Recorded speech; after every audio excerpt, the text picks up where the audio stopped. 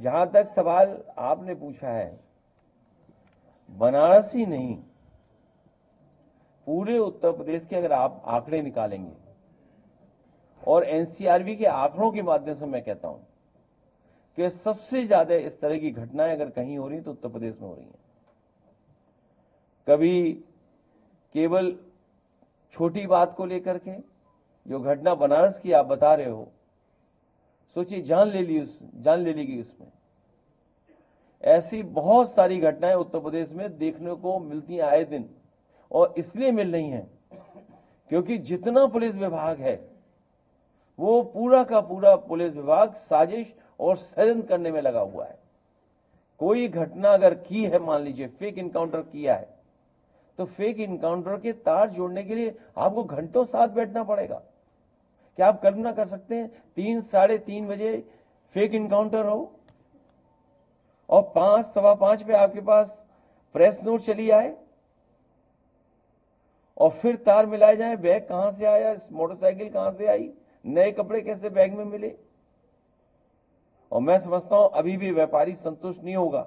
जो बरामदगी हुई है, जो चीजें उसकी गई हैं, बरामदगी पूरी नहीं हुई अभी तक।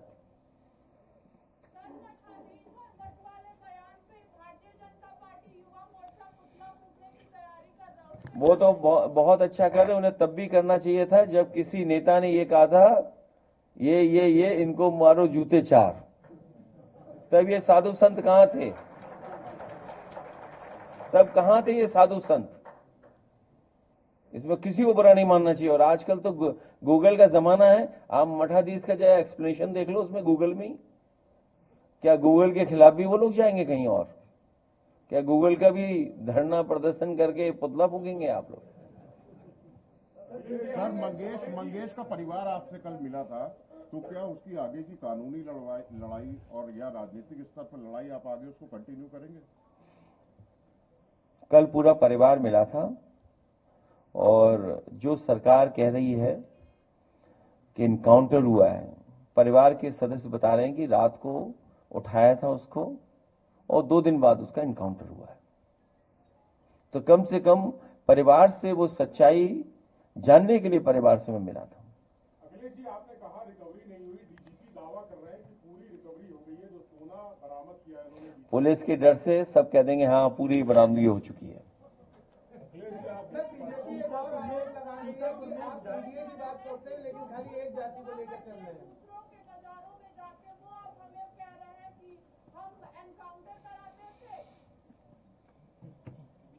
मैं समझ नहीं पाया क्या पूछ रही हैं। चलिए मुझे जाने दो, मैं आदरणीय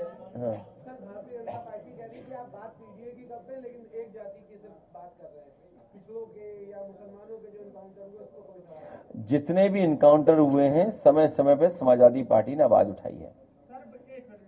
प्रधानमंत्री कह रहे हैं विश्वगुरु बना रहे हैं, लेकिन जिस तरह से पुतिन को सफाई दी गई है यूक्रेन दौरे की, पहली बार ऐसा हुआ है कि प्रधानमंत्री की सफाई किसी दूसरे देश को दी जा रही है दौरे की। उसमें विदेश वाले में मत पूछो आप।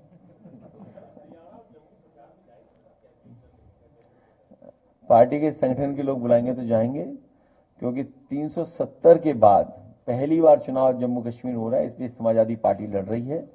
और समाजवादी पार्टी इसलिए भी लड़ रही है क्योंकि अगर हम मानक देखेंगे, राष्ट्रीय पार्टी बनाने के लिए छोटे स्टेट में जल्दी बन सकते हैं।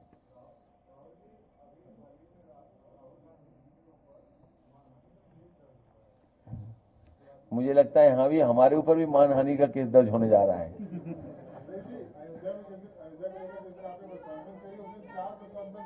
हाँ?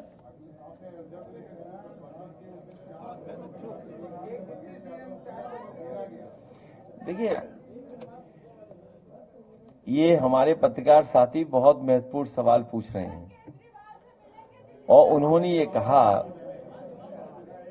मैंने अपनी प्रेस कॉन्फ्रेंस में भी यही कहा था कि अयोध्या जैसी पावन धरती पर अगर इस तरह का जमीनों को लेकर के भ्रष्टाचार हो रहा है तो आप कल्पना करो और जिलों में क्या हो रहा होगा। भारतीय जनता पार्टी और उनके तमाम पदाधिकारी और नेता जब से इनकी सरकार बनी है जमीनों के काम कर रहे हैं। सबसे बड़े भूमाफिया के रूप में उभर करके आई है पार्टी। केवल जमीनें नहीं, कई जगह इन्होंने तालाब कब्जा किए हैं, तालाब भी समाप्त कर दिए हैं।